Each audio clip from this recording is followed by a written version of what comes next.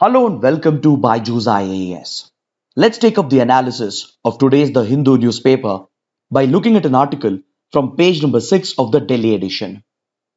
This editorial deals with the topic of National Register of Citizens. The editorial is calling for an early closure to this controversial process.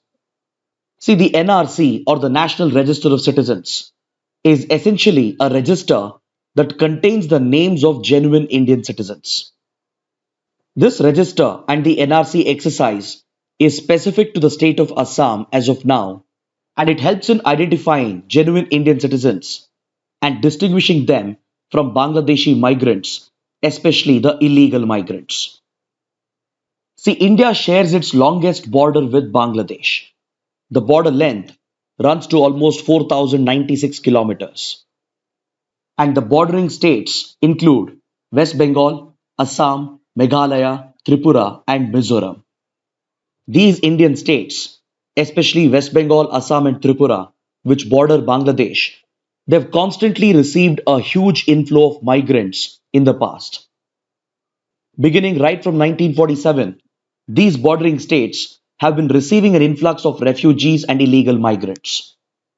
During independence, when the Bengal province was partitioned into West Bengal and East Pakistan, India received a steady influx of refugees as a result of massive communal riots in the region. The same happened with regard to the partition of Punjab as well in the west. Then, in East Pakistan, throughout the 1950s and 1960s, the Bengali minorities were constantly discriminated by the Pakistani state, which was dominated by West Pakistan. Following years of oppression and discrimination, the Pakistani state unleashed massive violence against Bengali minorities in the late 1960s and early 1970s. As the Bengalis felt discriminated and oppressed, they started organizing themselves into a political movement to demand for their rights. And eventually, the Pakistani state crushed these movements and protests by using brutal force through its security forces and eventually even committed the Bengali genocide. From the late 1960s itself, refugee population started trickling into India, into the neighboring states, and especially after 24th of March 1971, India received a massive inflow of Bengali refugees into the country. Because it was on this day that the Pakistani army launched the notorious Operation Searchlight in East Pakistan to target the leaders of the Bengali national movement. So states such as Assam and Tripura received a massive inflow of Bengali refugees during this period. And eventually, India not only helped out the refugees and protected them by giving them asylum, but India would also decisively intervene in East Pakistan to aid the Bengali liberation movement, which eventually led to the 1971 war and the subsequent creation of Bangladesh with India's direct support. So throughout this period of turmoil in the region, India kept receiving a large inflow of refugees, most of whom were accommodated in states such as Assam, Tripura, and West Bengal. Then post 1971, that is even after Bangladesh was born, India kept receiving a constant stream of illegal migrants from Bangladesh who were mainly seeking better livelihood opportunities in India. Especially between 1970s and 1990s, India is said to have received a significantly large illegal migrant population, which has contributed to social stress in India, particularly in the northeastern states.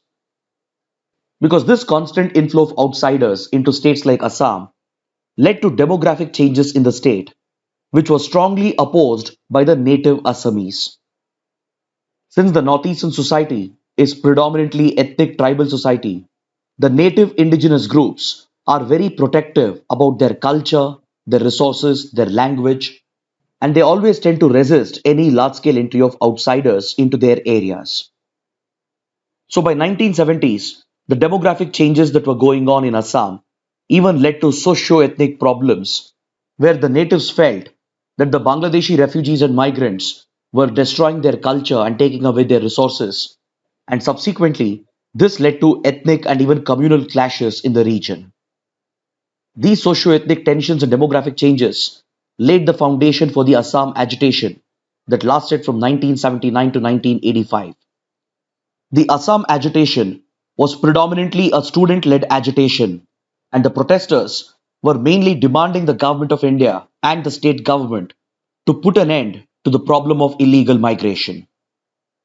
These tensions in Assam and Tripura even laid the foundation for insurgencies in the state, and several notorious insurgent outfits, such as the Ulfa and the All Tripura Tiger Force, were born respectively in Assam and Tripura, with the objective of targeting the illegal migrants and leading a separatist war against the government of India to liberate Assam and Tripura. Finally, the Assam agitation was brought to an end through the signing of the Assam Accord between the protesters and the government of India and the state government of Assam. The Assam Accord was signed in 1985, through which the government made several concessions towards the protesters, and one of the key promises made under the Assam Accord was the updation of the NRC, which was last updated in 1951. Because updating the register would verify the citizenship status of the people in the state and thereby help distinguish between genuine Indian citizens and illegal migrants. So this commitment was made under the Assam Accord, but however, subsequent governments never took up the exercise for years together because of the challenges involved in conducting this exercise. See, under NRC, the process of verifying one's citizenship is based on documents. For this purpose, a cutoff date was set, which was the midnight of 24th March 1971, and it was laid down that whoever can prove that they were in India before this cutoff date would be treated as Indian citizens, whereas those who came after this cutoff date would be branded as illegal migrants. But the problem is that such a verification exercise based on documents could always be challenging and even faulty at the ground level. There's every chance that several illegal migrants might have obtained genuine Indian documents, and as a result, they might be included in the list unfairly. So this would result in unfair inclusions. On the other hand, genuine Indian citizens may not be able to prove their citizenship through documentation, and they might be left out from the list, resulting in unfair exclusions. Then upon that, this issue of illegal migration has been heavily politicized and even communalized by political parties, both at the regional level and national level, and it has even been exploited for political gains by several native ethnic groups. The politicization and communalization of this issue has led several illegal migrants to obtain Indian documents with the support of few political parties, and at the same time, the communalization of the issue has led to the targeting of Muslims in the region, as quite often all the illegal migrants are branded as Muslims. However, this is far from reality because the illegal migrants who have come from Bangladesh comprise of both Bengali Hindus and as well as Bengali Muslims. But due to politicization and communalization of the issue, several native groups, political parties and radical organizations target Indian Muslims as well by branding them as illegal migrants. This has led to several communal riots as well in Assam, and in the past, insurgent outfits such as the Bodo groups were known to target the Muslims in the region. So in short, this has turned into a complex humanitarian challenge where there is a need to protect the rights and the resources of the natives, and at the same time, there is a need to prevent the politicization and communalization of the issue. But due to the challenges involved and due to the risks that were involved, subsequent governments kept postponing the exercise until the Supreme Court stepped in 2013 and directed the state government and the central government to restart the exercise. From here onwards, the Supreme Court directly took over the monitoring and the implementation of this exercise, and eventually, with the support of the Registrar General of India, the state government machinery conducted the exercise, and in 2018, the draft NRC list was published. In this draft list, more than 4 million people were excluded.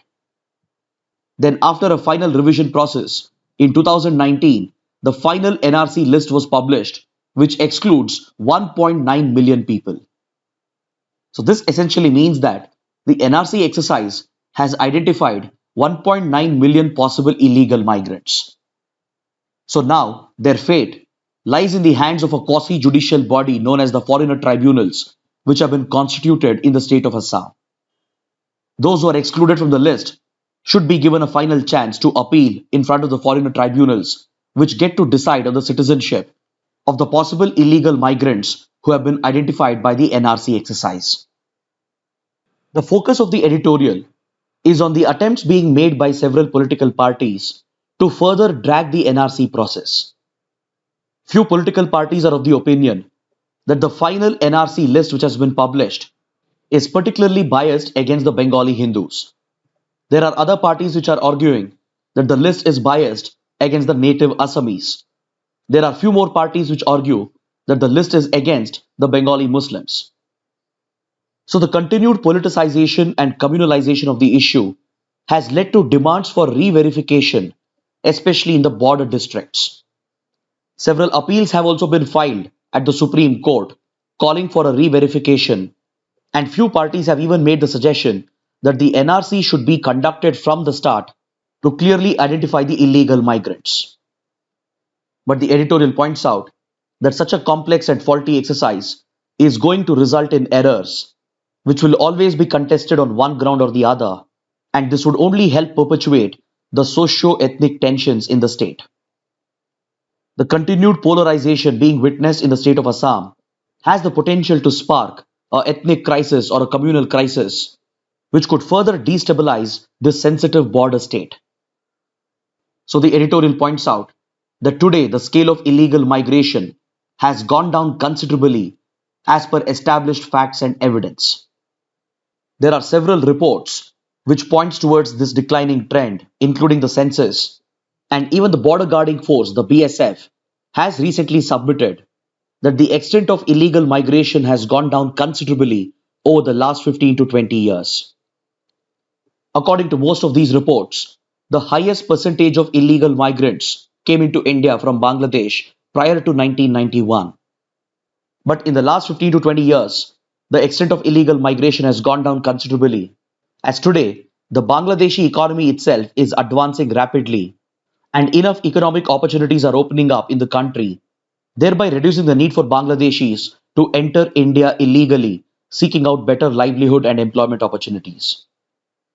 While between 1950 and 1980s, India has received a huge inflow of illegal migrants, this percentage has been falling significantly in the last few years. Even today, a few lakh illegal migrants have settled in different parts of India, including the northeast, central parts of India, and as well as southern parts of India.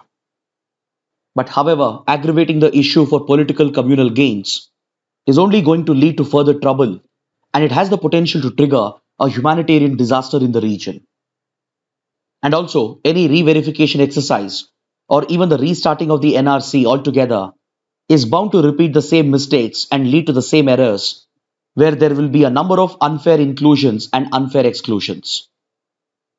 So the editorial's opinion is that instead of dragging this process further for political gains, there is an urgent need for closure.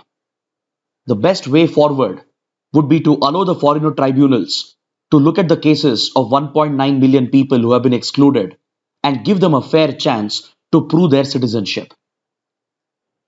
Now let's take up a column from page number 7, which deals with the recent decision of the World Bank to scrap the Ease of Doing Business Index and the Doing Business Report.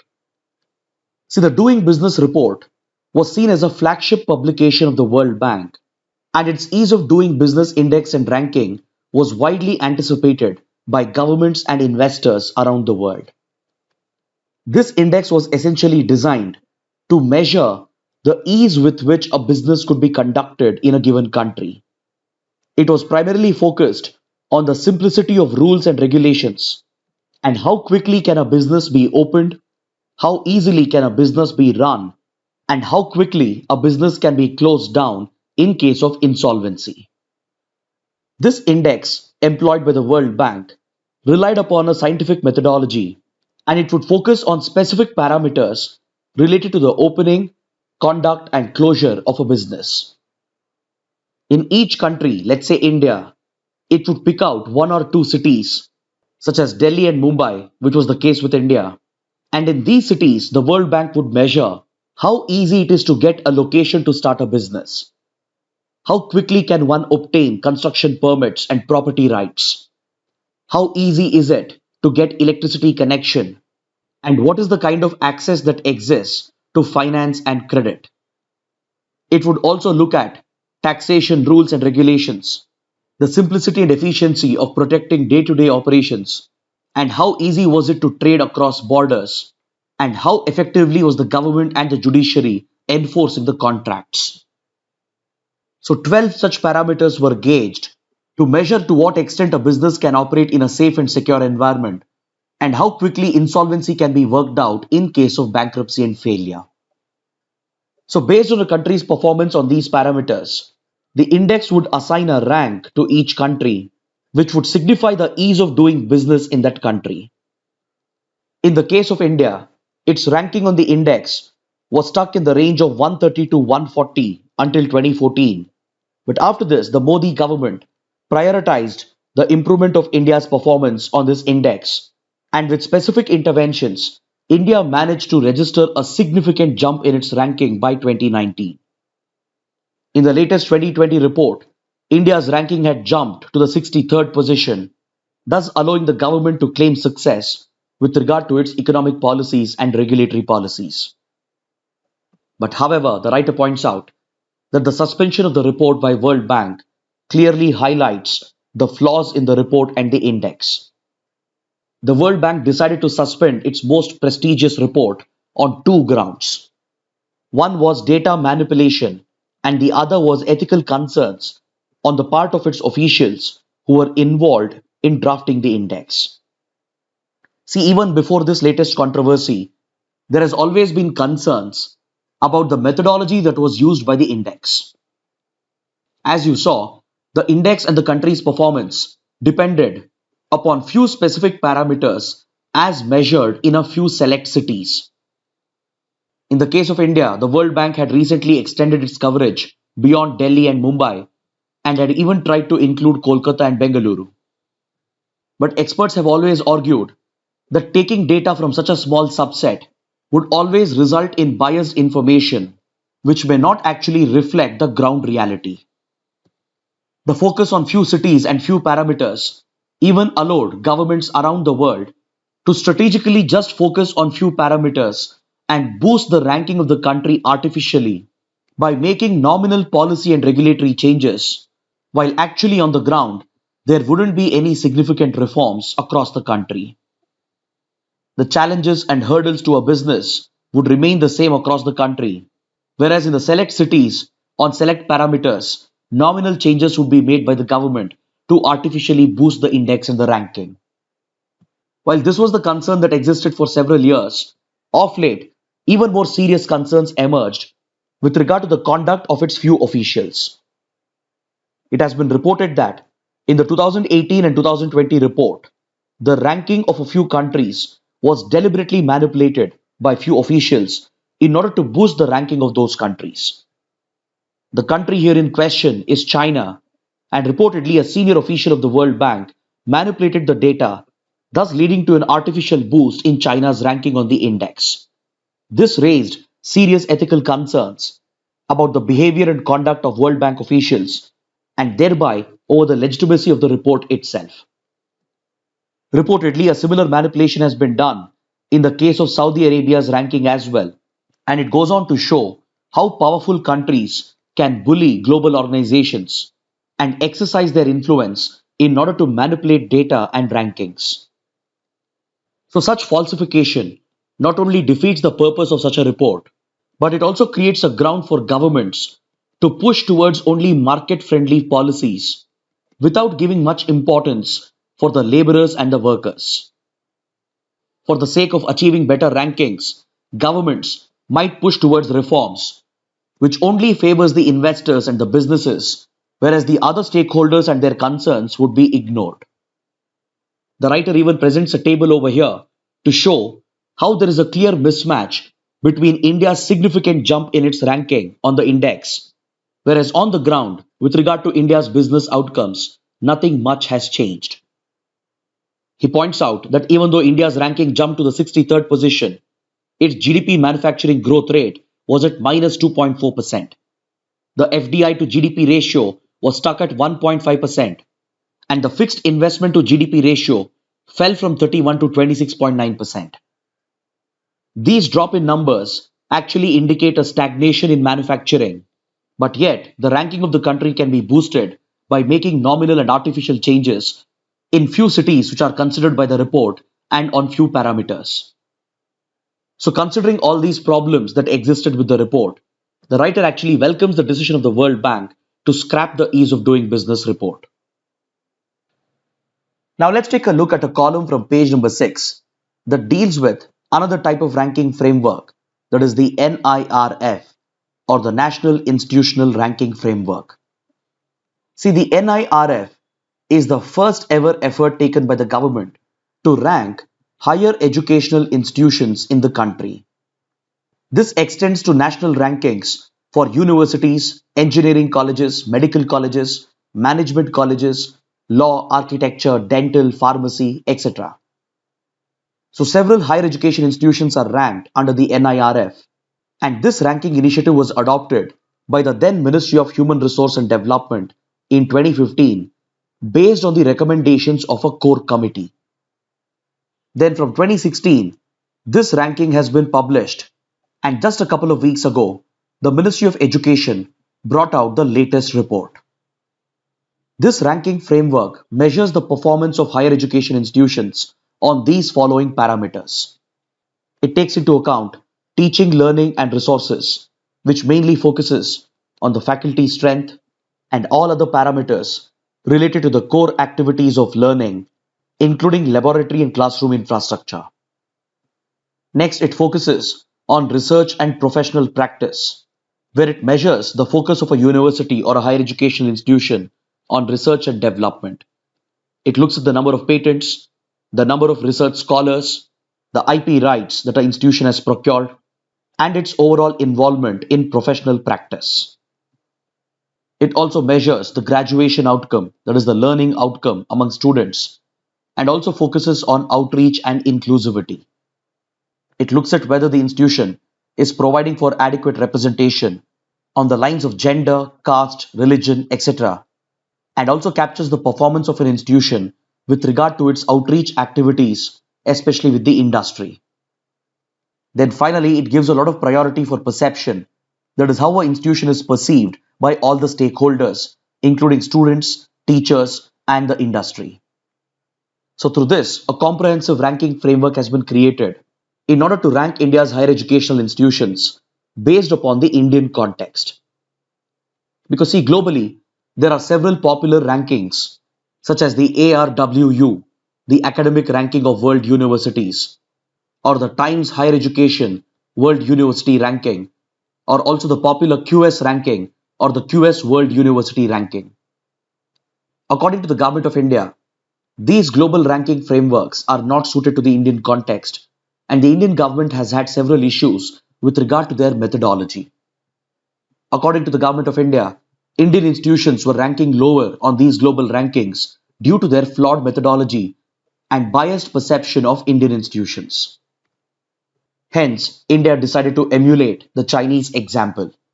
When China encountered the same problem about 2 decades ago, it responded with a university ranking system of its own. It came out with the Shanghai Rankings, which was a global ranking system of universities and higher educational institutions around the world. India emulated the same model, but the NIRF, as of now, is focused only on Indian institutions. India does have plans to turn this into a global ranking system, but as of now, it provides for the ranking of the domestic institutions. So recently, the 6th edition of this report was brought out that ranks the top 100 universities in India. The writer takes a look at the data that has been brought out and concludes that there is a world of difference between the top 10 universities of India and the rest 90 which find a place on this ranking list. He also observes that even the top 100 universities are miles ahead of the other 935 universities and institutions which have been left out from the list. So according to him, this massive difference between the top ranked institutions and the bottom ranked institutions represents the divide in India's higher education system and as well as the poor quality of higher education in the country. According to the writer, any such ranking should help an institution find out its deficiencies, and it should give out a positive signal and an incentive to the institution and the higher education industry in general to focus on improving their parameters. But however, in the case of India, the ranking becomes an elitist privilege symbol, which is cornered only by a few top universities, whereas the majority of the others are left behind. And these institutions, which consistently rank at the top, get to enjoy a host of privileges, including more autonomy in their functioning. He points out that an important lesson for India from the NIRF data is that we have ended up creating islands of excellence in a sea of mediocrity. Because the ranking framework and the data it has collected clearly shows that majority of the institutions fall way behind on most of the parameters, whereas only a few elite top institutions outperform the other contenders. So essentially, our higher education policy has ended up creating islands of excellence in a sea of mediocrity where majority of the institutions are left behind. And it's no wonder that Indian institutions don't perform so well on global rankings. So based on the data that has been brought out by the NIRF, the writer suggests that we need to focus on the fund and the faculty to raise the standards of our higher education institutions. The data clearly shows that institutions which are spending more, which have a bigger budget, and institutions which have more number of teachers, more number of research scholars, they clearly outperform the other institutions. So two parameters which really determine the performance of a university or an institution is the funds that are available to it and the quality of teachers and faculty available. So the writer is calling upon the government and as well as the education industry to make use of this data to identify the deficiencies and bridge the huge gap that exists in our higher education. Now let's take a look at this article from page number 1. India is going to resume its export of COVID-19 vaccines from next month under the Vaccine Maitri initiative. See, as India emerged as a top supplier and producer of COVID-19 vaccines, it launched an ambitious diplomatic initiative known as Vaccine Maitri to provide vaccines free of cost to several small and underdeveloped countries as a goodwill gesture towards these countries. Then upon this, India also has an obligation and a commitment to supply vaccines under a global agreement.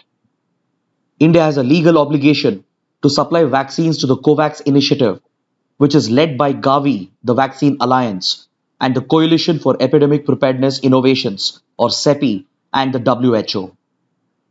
Earlier this year, India was supplying vaccines under Vaccine Maitri for both purposes. That is to help out small friendly countries and as well as to supply to the COVAX initiative as a part of its obligations and commitments. But as the second wave of the pandemic broke out and had a devastating impact on India, and as a significant vaccine shortage was reported within the country, the government of India had to suddenly stop the export of all vaccines under Vaccine Maitri. But now that the situation has eased out and as production has gone up, India is obligated to resume its supply of vaccines under the COVAX initiative, and next month, India will be resuming these exports as mandated by the COVAX initiative. Now let's look at the mains practice questions. The first question. The NRC has seen plenty of twists and turns. Examine why bringing an early closure to this issue is necessary. The second question. The Ease of Doing Business Index was plagued with problems and deserved to be scrapped. Critically analyze the statement. Kindly write an answer to these questions and post your answers in the answer writing portal, for which the link shall be shared in the description box below.